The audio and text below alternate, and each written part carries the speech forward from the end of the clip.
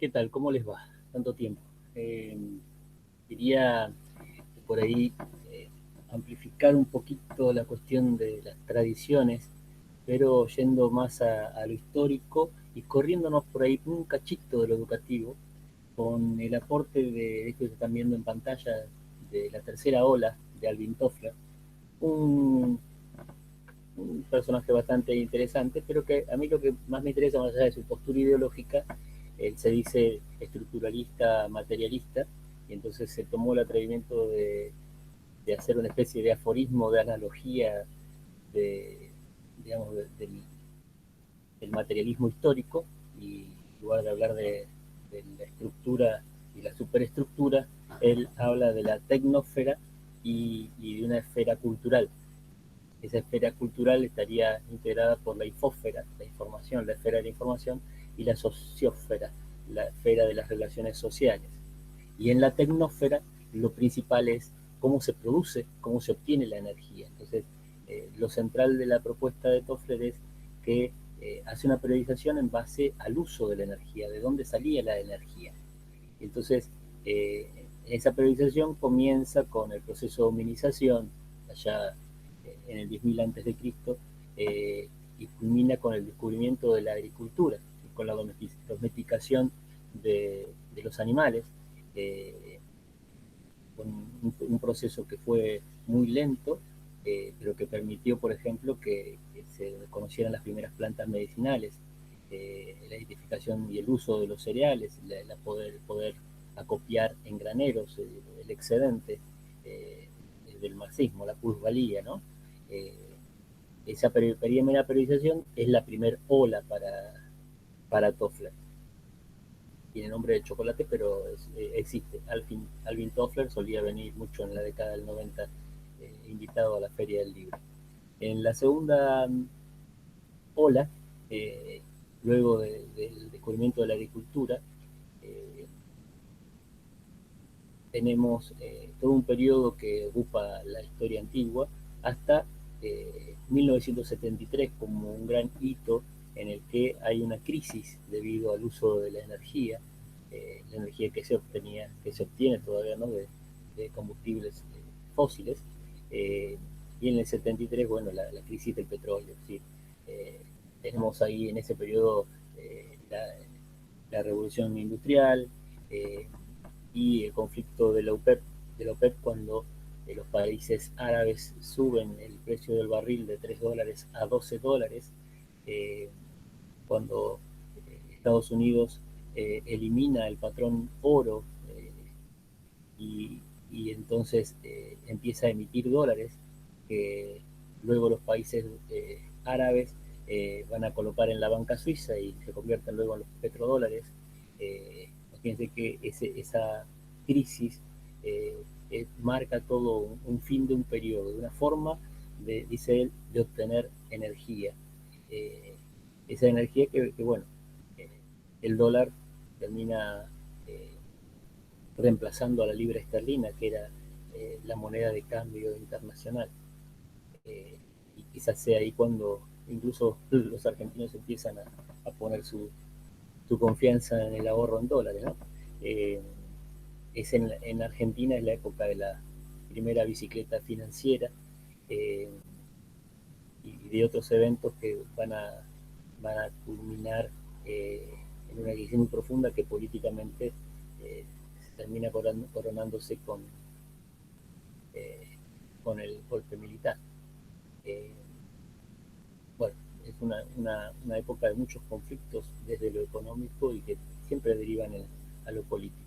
Esa es la segunda ola, pero bueno, eh, esa segunda ola dice, y a esto voy a lo que más me interesa, porque en realidad yo no me dedico a la economía ni mucho menos, pero sí a lo que él plantea como rasgos ocultos. ¿Sí?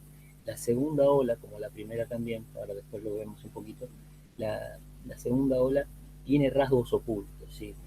Requirió de habilidades, quizás de competencias, para eh, hacia la educación, hacia el sistema educativo.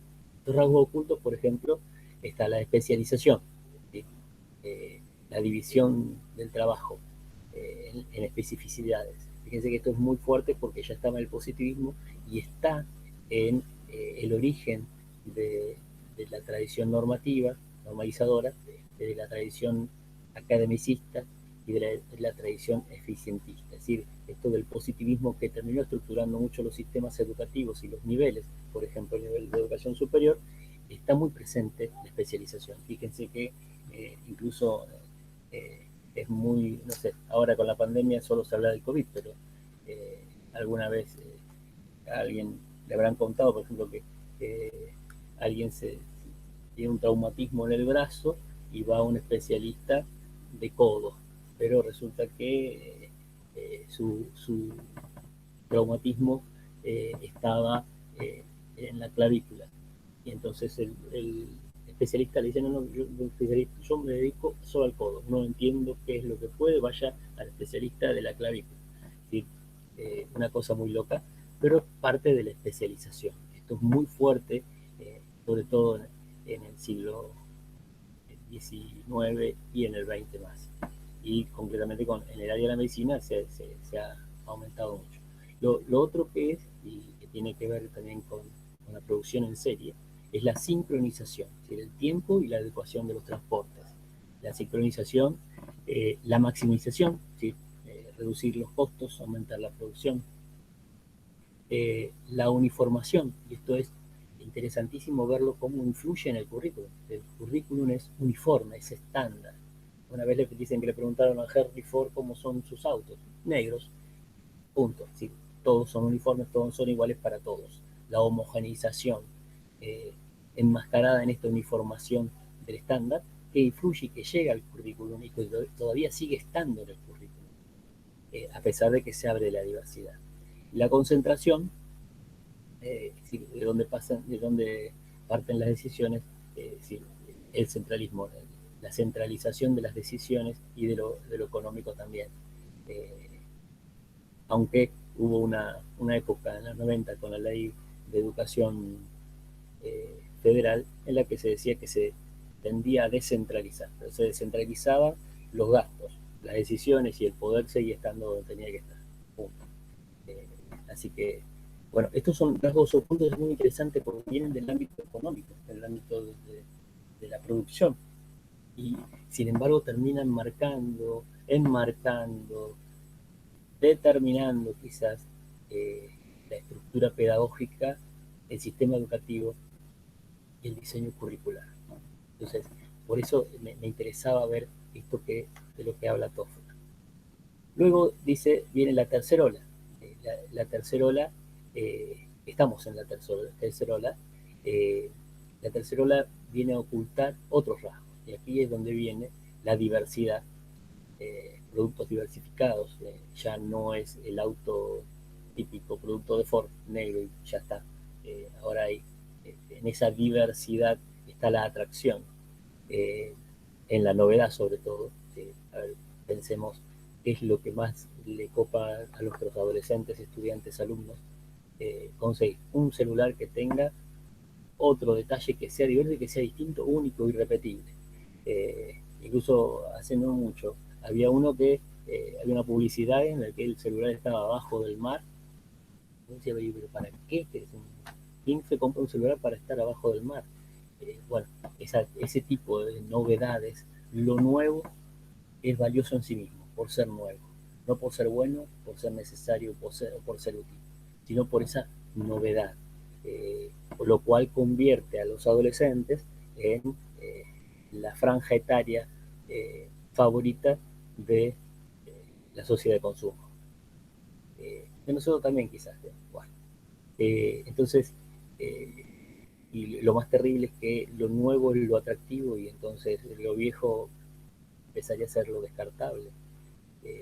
Por ahí si vemos la década del 90 y entrado también este siglo, eh, como que en cierta forma lo viejo era lo descartable y había personas, eh, los jubilados particularmente, que estaban siendo descartados por esa sociedad de consumo.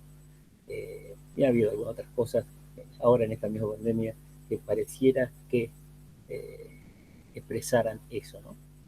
esto que pasó cuando abrieron los bancos en abril, es decir, la exposición a la posibilidad son decisiones políticas, contradicciones, faltas de medida, falta de planificación, pero dicen cosas, las acciones políticas, ¿no?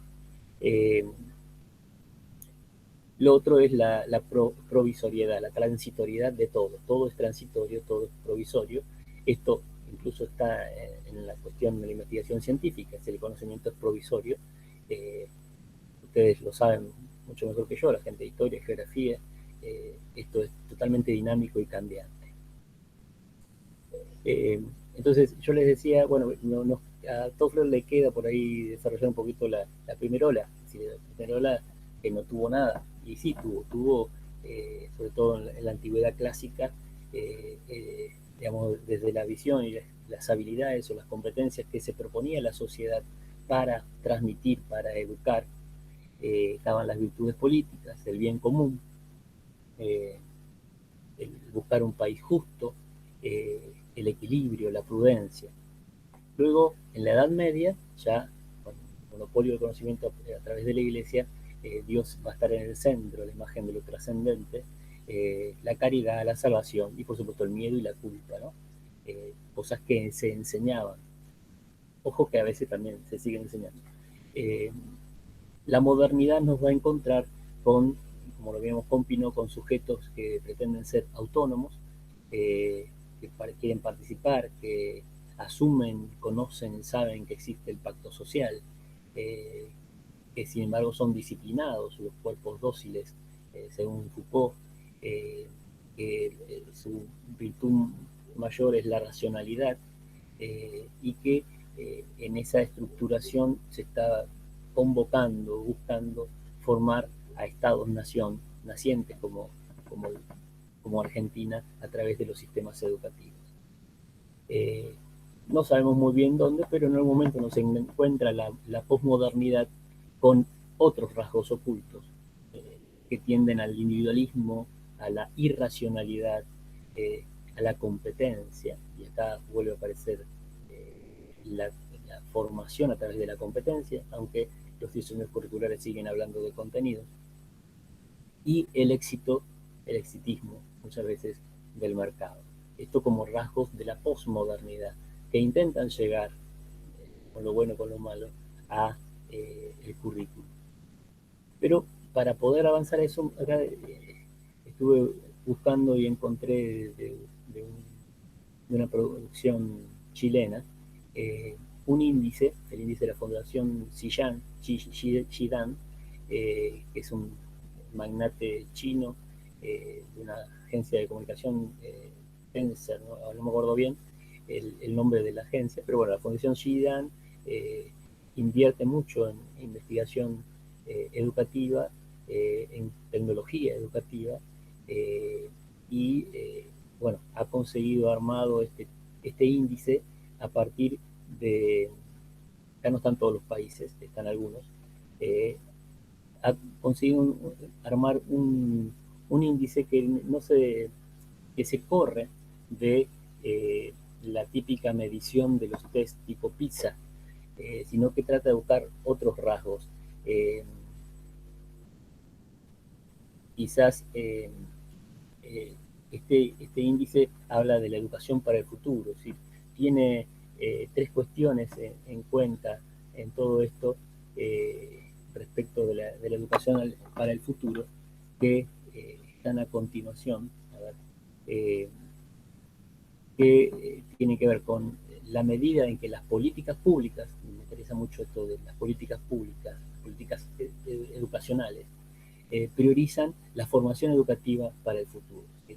A ver, cómo los países que están en este registro, en este índice, toman medidas para planificar el futuro de la educación.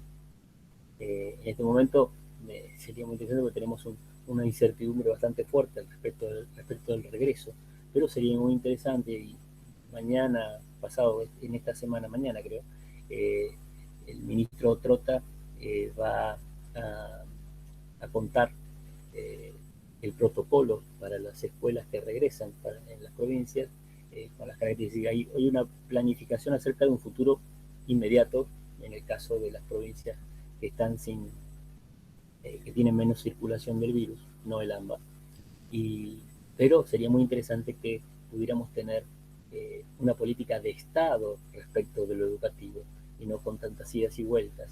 Ustedes saben que digamos, la ley de educación nacional habla del 6% del PBI de inversión. Eso en la gestión anterior se dejó de lado.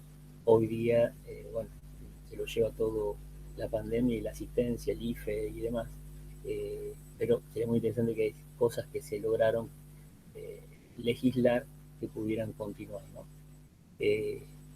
Entonces, la medida en que las políticas públicas priorizan la formación educativa para el futuro. Otra es la importancia que se le da a la formación de los profesores. Y acá entramos ustedes, nosotros todos, ¿no? Ya en cierta forma somos colegas por la vocación, por el llamado a esta forma artesana de enseñar, este arte de enseñar. Eh, y esa importancia, bueno, ha tenido idas y vueltas también.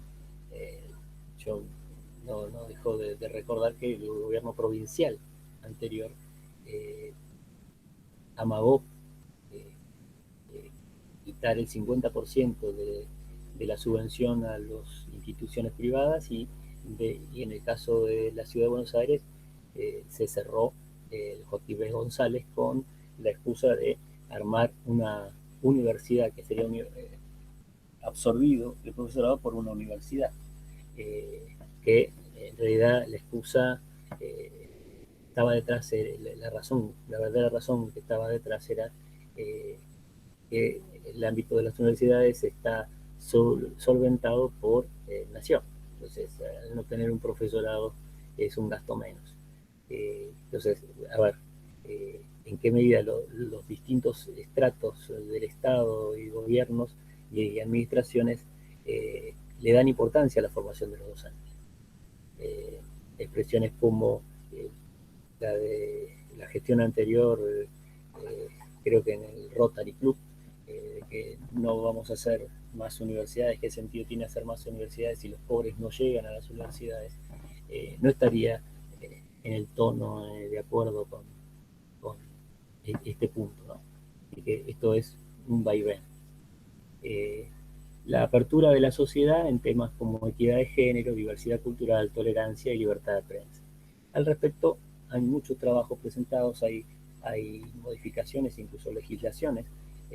Hoy se ha abierto ya al secundario la posibilidad de armar proyectos de inclusión o de integración en lo que los alumnos con discapacidades pueden cursar con un proyecto y contenidos con un acompañante terapéutico o con una maestra, eh, pueden cursar con eh, el nivel secundario. Y ya hay varios proyectos que ya están funcionando con la inclusión de estos chicos. Eh, hay otro dato que también viene a marcar un corte, digamos, en esta tercera ola de la que habla Toffler, pero bueno, acá hay otros datos respecto del crecimiento de la población mundial. Fíjense cómo en la década del 50 la cantidad de habitantes, de hombres, de mujeres, de niños, crece de manera vertical. Y esto tiene que ver con grandes inventos. De la penicilina para acá todo ha ido, la esperanza de vida del hombre ha ido creciendo, ¿no? Se calcula que ya en el 2030 estaremos en una esperanza en América Latina de 77 años de expectativa de vida.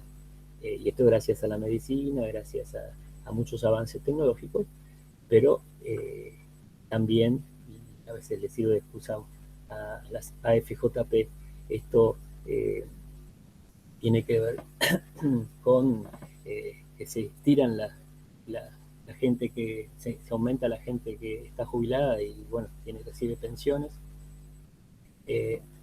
La cantidad poblacional hace que aumente la contaminación, el desgaste del suelo, de los suelos, la contaminación ambiental. Además, genera mayor controversia respecto del trabajo. A todo esto vemos que el desarrollo tecnológico es muy probable que evite empleos. A ver, hace no mucho, cuando estábamos en la normalidad, eh, visitamos con los chicos del secundario la planta de la Serenísima, y el mismo empleado que nos hacía la visita guiada nos comentaba que, bueno, había una computadora que medía la temperatura del sistema de pasteurización, y que, bueno, hacía falta un empleado que la revisara y nada más, donde antes había 3 empleados, ahora cada rotando y girando y yendo a otro lugar, se podía solucionar y medir con un solo empleado. Entonces, eh, la tecnología también va a competir y va a hacer que el trabajo cada vez escasee más. Sí, desde los 90 para acá, Fukuyama decía el fin del trabajo, el fin de las ideologías. Eh,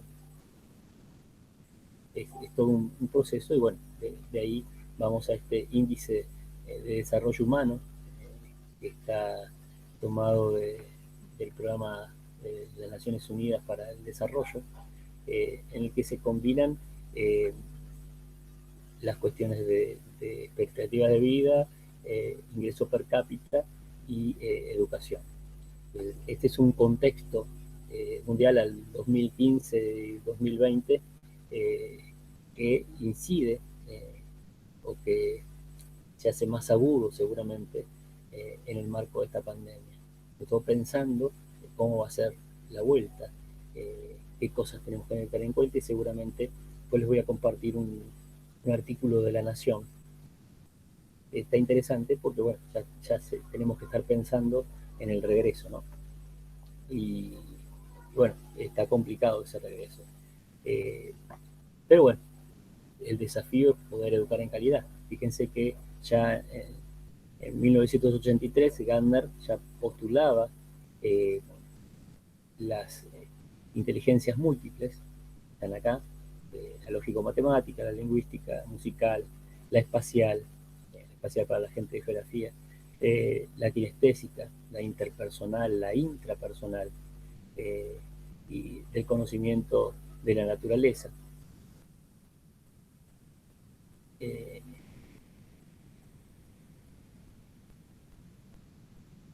del conocimiento de la naturaleza, eh, y que, bueno, son muy conocidas, pero sin embargo siguen ahí todavía dando vueltas desde el 83.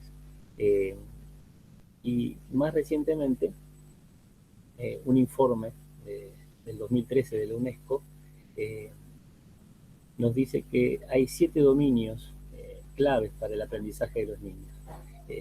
Uno es el bienestar físico, de cómo los niños y los jóvenes van a poder desarrollar su cuerpo, su control motor, cómo exhiben una nutrición apropiada, cómo hacen ejercicio, cómo manejan su higiene, prácticas de seguridad. Esto es interesante porque, por ejemplo, en el diseño curricular de provincia se encuentra en esta materia que se llama salud y adolescencia. También Rosa, construcción y ciudadanía. Son interesantes estos dominios. Un dominio que es el social y emocional, como los niños y los jóvenes impulsan y mantienen relaciones con los adultos y sus pares, también cómo ellos perciben a sí mismos en relación con los otros.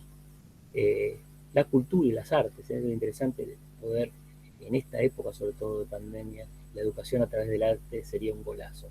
Eh, en muchos casos no hay mucha información, pero se dice que en general las élites y los colegios de élite, como el Liceo francés, trabajan mucho con el tema del arte, la música, la pintura, eh, las artes visuales.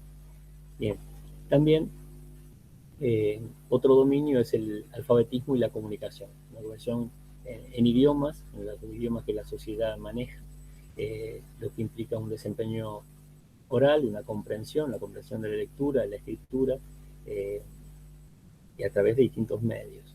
Hoy podríamos agregarle también la alfabetización digital. Una perspectiva de lectura y cognición, las perspectivas de lectura describen el compromiso del estudiante, su motivación, y la participación en la lectura, la cognición, es el proceso mental para adquirir conocimiento a través de estos distintos abordajes. Después están los conocimientos básicos de aritmética, de matemática, los conocimientos o el dominio de la ciencia y la tecnología. La ciencia es el conocimiento específico, el cuerpo, sistema de conocimiento que comprende las leyes físicas y las verdades generales. Eso tiene que estar. Por su parte, la tecnología se referencia a la creación y utilización de las herramientas para resolver los problemas. De estos criterios se concluye que cada niño debe aprender. Entonces, es bien interesante estos dominios que aparecen. Tiene que la capacidad de presentación oral, visual y escrita, la capacidad de pensamiento sistémico, la contabilidad y gestión de dinero, la flexibilidad cultural e intercultural y el enfoque en el bien común y la preservación del medio ambiente. Esto del medio ambiente se ha convertido en un eje muy importante hoy.